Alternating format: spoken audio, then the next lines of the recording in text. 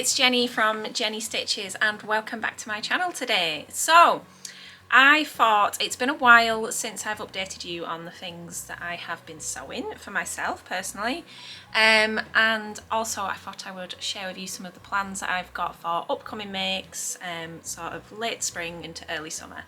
So I'll get stuck in because, as you can see, I am surrounded by a forest of handmade items. I think it's fair to say that in the last few months I have just been on a massive green kick. I can't get enough of green items. I don't know where that's come from. That's something new for me, but there you go. A lady did suggest the other day that it was probably because of spring, and she's probably right. So I'll talk to you about some of the things that I've made. Some of them are from the previous video that I did with a kind of autumn-winter capsule wardrobe concept. I didn't finish every item in that video, which was disappointing, but the items that I didn't do I will be doing in the near future because I still want to make them, so I'll be kind of happy to sew them either over the summer ready for next autumn, or some of them might cross over a little bit. I'll go into that in a moment. Tea in the cup today. It is roasting. The shop is red hot because I've got the door shut. I've got loads of flies which keep coming in. I don't know why you need to know that.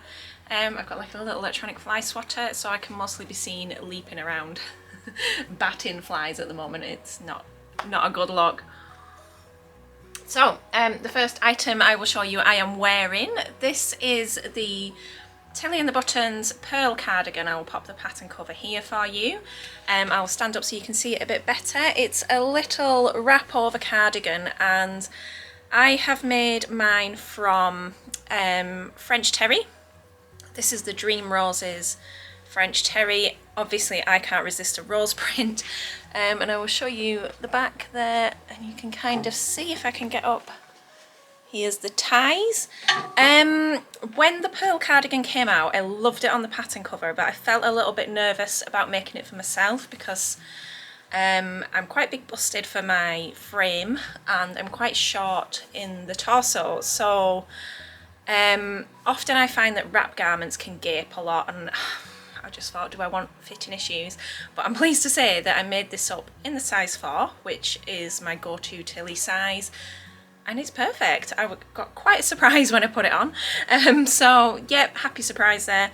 I wear it kind of as a top rather than as a cardigan. I have layered it with like a camisole underneath when it's been cooler, but today it's roasting, and I'll be honest, I've had a t-shirt on in here today, but I've just popped this on to show you because I thought it was nice to show you it on a body. So yeah, that's the pearl. I would highly recommend giving it a go if you haven't already. I've still got some copies in stock up to, I can't see what size it goes up to from here, I'll pop a note in, and the larger sizes are also available on PDF, which you can print on A0. So yep, and there is still a little bit of this French Terry in stock. I got a second bolt of it, so I'm just looking up there. So yeah, you can still get this fabric and the pattern if you wanted to make your own. But yes, I would like to make more pearls, I think, in plain jerseys. I know one of my lovely blog team, Mary Ellen, has been making it up in plain coloured jerseys, and it looks really, really good. And there's a short sleeve option, so that could be a good option for summer. Okay, moving on, also in the Telly and the Buttons line, I've had to go and get Mandy out of the window, so she's a little bit high because she's kind of at window height, but I have made this is part of the spring window display. This is the Indigo Dress, the good old Indigo. I think this is my 3rd Indigo now, and this is the spring Forward Polyester, which unfortunately has now sold out, but there are any number of viscoses or polyester fabrics or cotton lawn which would look fabulous made up in this pattern, or linen blends, double gauze maybe.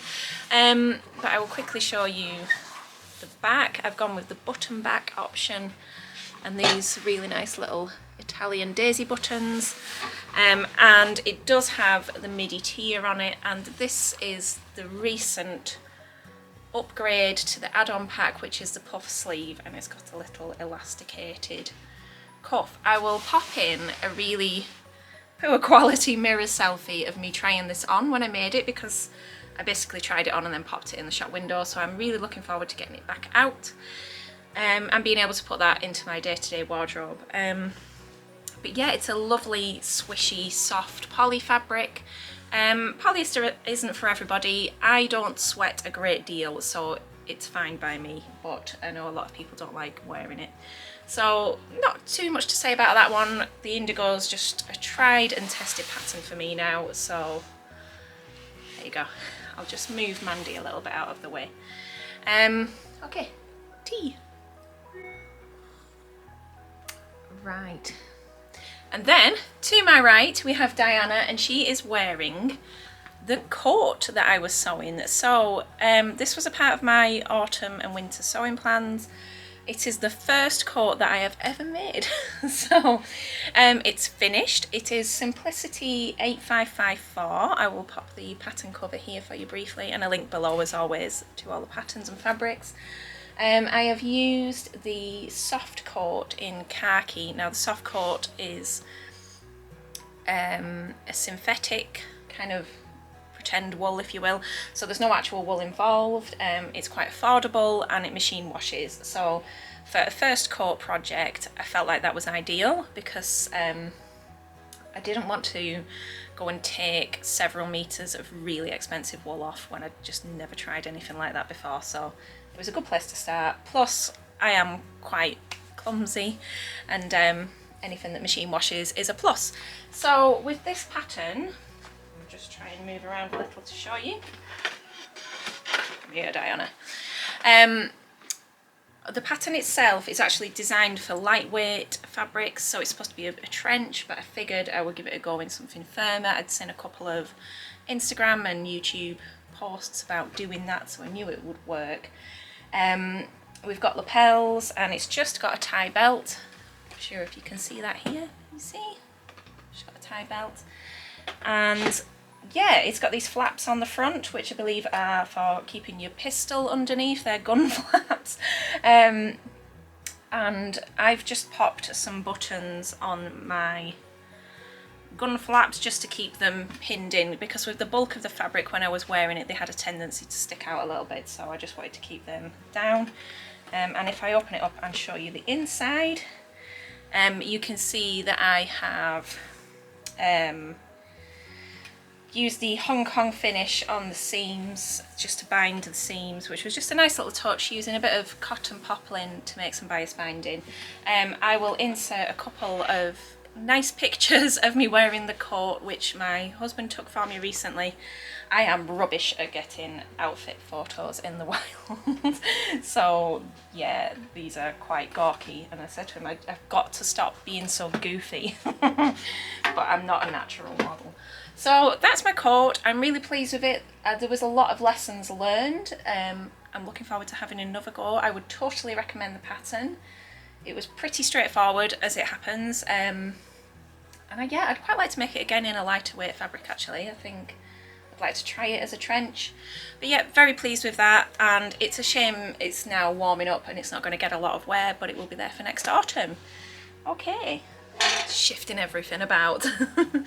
Okay, so next up to show you, whoops, oh dear, is another item from my autumn winter sewing plans, and this is the Jennifer Lauren Juniper Cardigan. It's kind of hard to show you on camera because it is navy, but this is the navy Ponte Roma, and I've gone for the version just with the long sleeve and the cropped length. Again, I will put a picture in of me wearing it rather than going and changing into it now. But I love this. It's such a nice little wardrobe staple. The saddle shoulder detail was quite tricky. I felt like I found it harder than I should have done, but all in all I'm really pleased with it, and it's great to wear over dresses. The sleeve length is good, and I've used the little prim collar snaps on here, you can see, just to make it sort of easy on, easy off, and I'm really pleased with how that's come together. For a basic make, it's got quite a bit of wear already. So yep, I would definitely do that again in some different colours. And coordinating quite well with that, which wasn't in my autumn winter makes list, is the Sew Over It Ava Skirt. I've wanted to make the Ava for quite a while now, but just never really got around to it, and it's a very simple A-line skirt. It's very much a beginner friendly project. If you're looking for a first dressmaking project, I would highly recommend it. And it's just got darts in the front and the back, and there's a zip in the back. Now, the only thing I haven't done, I will confess, I haven't actually gotten around to putting the hook and bar on the back. I don't know what it is with me and finishing details, but I will just walk away from something at like 98% done. I'm so bad, and I've worn it a few times as well, just with a top over it, and you'd never know. So I need to sort that out. One sort of deviation from the pattern that I made was to line it. So I've just put my standard polyester lining inside, and all I did to do that was recut the skirt pieces and sewed the darts, and then tacked it all together when I popped the waistband on. And I have to say that is some of the best stitching in the ditch I have ever done. So we'll just leave that there. But yeah, very pleased with the zip insertion on that one, and it does have pockets. So yeah, definitely recommend the Ava. This is the Dogtooth Polyviscose suiting fabric. I think the last of that has now gone, but it will be back in kind of later in the summer when we get towards autumn. But yeah, it's quite a sort of business-like make, and again I will pop in another terrible mirror selfie of me wearing that one. But yes, other Avas are planned. I will make it again, and I think I'd quite like to make it in something like more, you know, for the winter. I've got sort of like a wool tartan in mind, would be really nice for Christmas time. Or there's I have like a rose gold metallic jacquard fabric which would look fab in that one. So yeah, would recommend the Ava, definitely. Just gonna have to get this one off the floor. Okay, finally to show you is my Friday Pattern Company Sagebrush top. So I saw so much hype about the Sagebrush online that yeah, I just had to get involved. It's a very easy, beginner friendly project. It is just a boxy blouse with a puff sleeve with an elasticated cuff and this lovely ruffle detail across the front, and on the back we've got a little tie. Again, I will pop a picture in of me wearing that for you. This is the Tamzin cotton lawn. I love cotton lawn. I can't wax about it enough. It's just a pleasure to sew with. And I actually made this whilst I was at home isolating with COVID. So yeah, it was a great little project with not too much thinking involved. It is boxy, and that's the design, and it comes with this, the pattern has this very deep hem. I think you actually take 4 inches, I think from memory, off the length when you hem it. Next time I make this one, I think I would maybe just lengthen it a little bit just to give me a bit more room when I'm tucking in. But there's lots of opportunities for hacking with this pattern. I know I have a customer, lovely Joanne, who's done a straighter sleeve with it, and there's lots of possibilities. But yeah, it's a nice quick sew and it's very, very wearable. So I'm pleased with that one. So that's what I've been making. It feels like I've been making a lot more, but it's mostly been things for the shop. So bits of bunting and little bits and pieces for the shop window, and obviously lots of Christmas sewing took place for the shop window. Oh. Okay, so on to sewing plans for the next sort of month or two. I'm going to start with this gorgeous eucalyptus double gauze fabric. I've pre-washed this and it just smells. I'm obsessed with the smell of laundry powder. When I was pregnant, I just couldn't get enough of it. I'd literally open the tin and be like deep inhaling it. Yeah, and that's never really passed, so I like clean scents. I'm totally digressing. But yeah, this double gauze is beautiful and I can't wait to cut into this. I'm going to make the Darling Ranges blouse. Now, if you've been watching this channel for a while, I've made the Darling Ranges dress probably about a year ago now in a lightweight denim. But the pattern also comes with View B, which is a dartless blouse. So again, a little bit like the Sagebrush, it's quite boxy. I'm going to try and get a line drawing in here for you. No particular waist, but just nice and soft. And I've seen a lot of people on Instagram and so on, when they've made this one, they tie the front. So I think it's got a lot of potential for summer wear, and in this double gauze it's going to be lovely, light and breathable. Unfortunately, the last of this double gauze went out in the post today. However, I will be reordering it if I can get hold of it. So in a few weeks' time it might be back, so I would just keep an eye out for that one. Yeah, but very excited about that. So that's pre-washed, ready to go, and is going to be cut out hopefully this weekend. Okay. Next, I've got this gorgeous, whoops, I'm knocking everything off, embroidered cotton. This is a fairly new fabric. It's been in the shop for about a month now. I'm going to hold it up so you can see the design. Can you see the little eyelets? It's a bit of like a non-traditional kind of broderie type style. But yeah, it's white. It's a bit sheer, so I want to make a skirt. And I'm going to line it with white cotton lawn, but I haven't fully decided on a style yet. At first I was leaning towards maybe pleated, but I don't know if pleats and the embroidery will be a bit too much. So I might just be going for something a bit more straightforward than that.